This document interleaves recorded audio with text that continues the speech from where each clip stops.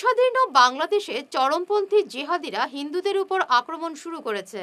হিন্দুদের ঘরবাড়ি, দোকান, মঠ মন্দির ভাঙচুরের পাশাপাশি জ্বালিয়ে দেওয়া হচ্ছে অনেক কিছু। এমনকি মৌলবাদীদের হাতে শ্মশান পর্যন্ত রেহাই পায়নি।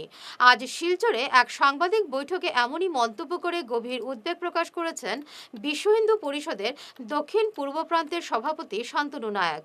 বাংলাদেশের সংখ্যালঘুদের নিরাপত্তায় ভারত সরকারকে পদক্ষেপ নিতে দাবি জানিয়েছে বিশ্ব হিন্দু পরিষদ। এদিনের সাংবাদিক বৈঠকে বক্তব্য রাখেন ভিএইচপির গুয়াহাটি ক্ষেত্র ধর্মপ্রসার প্রমুখ পূর্ণচন্দ্র মণ্ডল সহ অন্যান্যরা। গত কয়েকদিন ধরে বাংলাদেশে সংরক্ষণ বিরোধী আন্দোলনকে কেন্দ্র করে বিশাল উথাল পাতাল রাজনৈতিক চিত্র আমরা দেখতে পাচ্ছি। সংরক্ষণ তুলে দেওয়ার পরেও আমরা দেখেছি সেখানকার জামাতপন্থী যারা আছে তারা সরকার পদত্যাগ না করা পর্যন্ত তারা দেশের আন্দোলন থামাবে না, এরকম তারা আন্দোলন শুরু করেছে।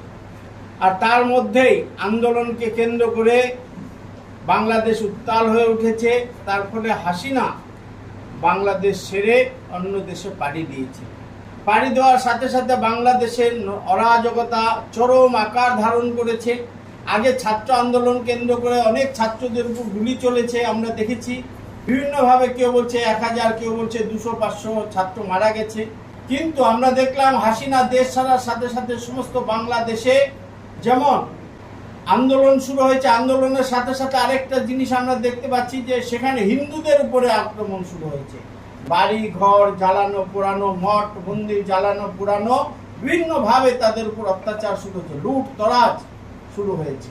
আমরা বিশ্ব হিন্দু পরিষদ বাংলাদেশের কাছে আবেদন করছি, আপনারা খুব তাড়াতাড়ি স্থিতিশীল সরকার ঠিক করুন এবং হিন্দুদের উপর তথা সংখ্যালঘুদের উপর নির্যাতন বন্ধ করুন।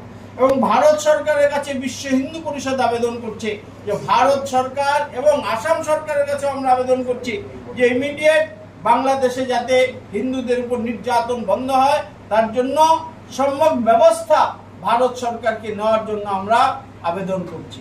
এর সাথে সাথে আবেদন করছি আন্তর্জাতিক যারা বুদ্ধিজীবী রয়েছে, রাষ্ট্রীয় যারা দেশ রয়েছে, যে দেশে হিন্দুদের এই দুরবস্থার কথা তারা কিছুতেই বলছে না। হিন্দুদের কি জীবনের কোনো দাম নেই? মা বোনদের কোনো দাম নেই? যেভাবে অত্যাচার চলছে, মানবাধিকারের পক্ষ থেকে কেন তারা আওয়াজ তুলছে না? বাংলাদেশে যেভাবে অত্যাচার হচ্ছে, আমরা তাদের কাছে আবেদন জানাই যে আপনারা সমস্যারে মানবাধিকারের পক্ষ থেকে বাংলাদেশে হিন্দুদের অত্যাচারের বিরুদ্ধে আবেদন করুন।